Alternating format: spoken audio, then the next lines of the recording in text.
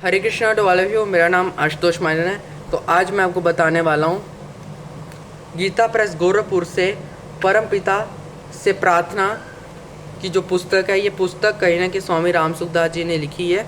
तो आज हम इस पुस्तक में कुछ दोहा आपको बताने वाले हैं। तो आज का जो टॉपिक रहने वाला वो ये रहने वाला है कि इस संसार में जीने का क्या ढंग है, इस संसार में रहने का क्या ढंग है, इस संसार में कहीं ना कहीं रूप से जिम्मेवारियां पूर्ण करने का क्या ढंग है। इसके ऊपर आज हम बात करने वाले हैं, ठीक है ना। वैसे तो ये पुस्तक छोटी है, लेकिन कहते हैं ना छोटा पैक बड़ा धमाका, और कहते हैं दूसरों को कभी छोटा ना समझे, क्योंकि अगर आप दूसरों को छोटा समझोगे तो आप अपने आप को छोटा समझोगे।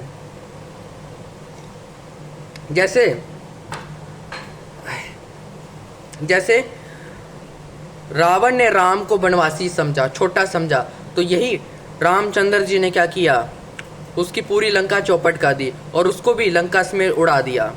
यानी उसको भी कहीं ना कहीं रूप से लंका समेत उड़ा दिया। तो कहने का मतलब है दूसरों को कभी छोटा ना समझे। तो चलिए शुरू करते हैं। दोहा ये है, संसार साथी सब स्वार्थ के हैं, पक्के विरोधी परमार्थ के हैं, देगा न कोई दुख में सहारा, देगा न कोई दुख में सहारा, सुन तू किसी की मत बात प्यारा। इस दोहे में एक बात कही गई है। इस दोहे की पहली लाइन पढ़ते हैं, संसार साथी सब स्वार्थ के हैं। यानी संसार में जितने भी साथी है, जितने भी आपको यार दोस्त मिलते हैं, उसमें से अधिकांश स्वार्थी होते हैं, उसमें अधिकांश अपना मतलब निकलवाने वाले होते हैं, उसमें अधिकांश मित्र, एक गाना भी है ना, हर एक फ्रेंड डैश होता है। तो डैश आप लगा लेना क्या होता है, ठीक है ना। तो कहने का मतलब है कि उसमें अधिकांश जो मित्र होते हैं संसार के, वो स्वार्थी होते हैं, कपटी होते हैं और धोखेबाज होते हैं। लोगों को या फिर मित्रों को आपकी नहीं, आपकी पद की नहीं, बल्कि अपने स्वार्थ की पड़ी रहती है, ठीक है ना, कि इस व्यक्ति के माध्यम से मैं अपना स्वार्थ कैसे सिद्ध करूं, इस चीज की पड़ी रहती है, ठीक है ना।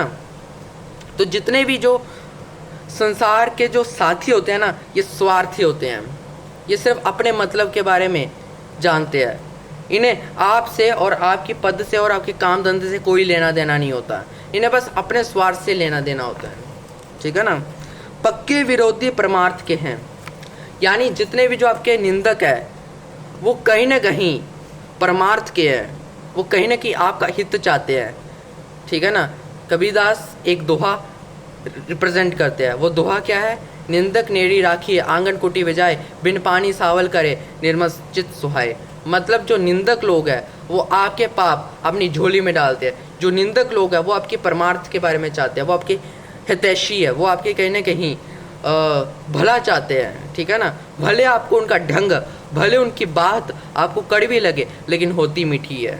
जैसे नीम खाने में कड़वी होती है, लेकिन जैसे हमारे शरीर में जाती है तो 36 तरह के बीमारियों का नाश करती है। उसी तरह से निंदकों की बातें भले हमें कड़वी लगे, भले हमें बर्दाश्त न हो, लेकिन जब हम उसको स्वीकार करेंगे वो हमारे जीवन रूपी पेट में जाएगी और 36 तरह के दोषों का निवारण करेगी। इसलिए निंदकों की बातों को भी आपको सुनना चाहिए, ठीक है। पक्ष और विपक्ष की बातों को भी आपको सुनना चाहिए। देगा ना कोई दुख में सहारा। तीसरी लाइन क्या है, देगा ना कोई दुख में सहारा। यानी जब तू दुखी होगा, जब तुझे हताश होगा, जब तू कष्ट में होगा, तो कोई तेरी मदद करने वाला नहीं आएगा, कोई तेरी पुकार सुनने वाला नहीं आएगा, कोई तेरी दुहाई सुनने वाला नहीं आएगा।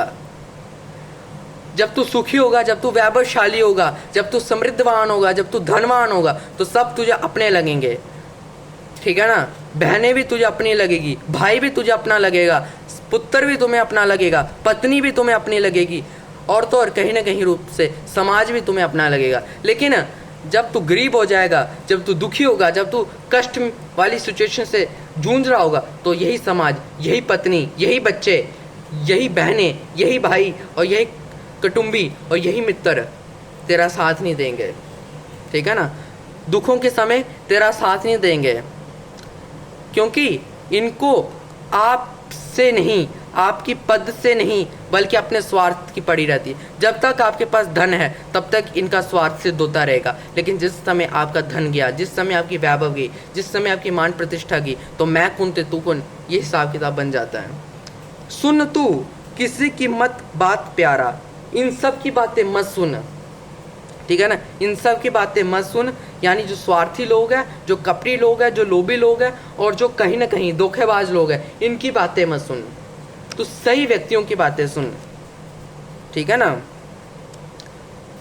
अब अगली दोहे में क्या लिखा गया, आप कृपा को आसरो, आप कृपा को जोर, आप बिना देखे नहीं तीनों लोक में और।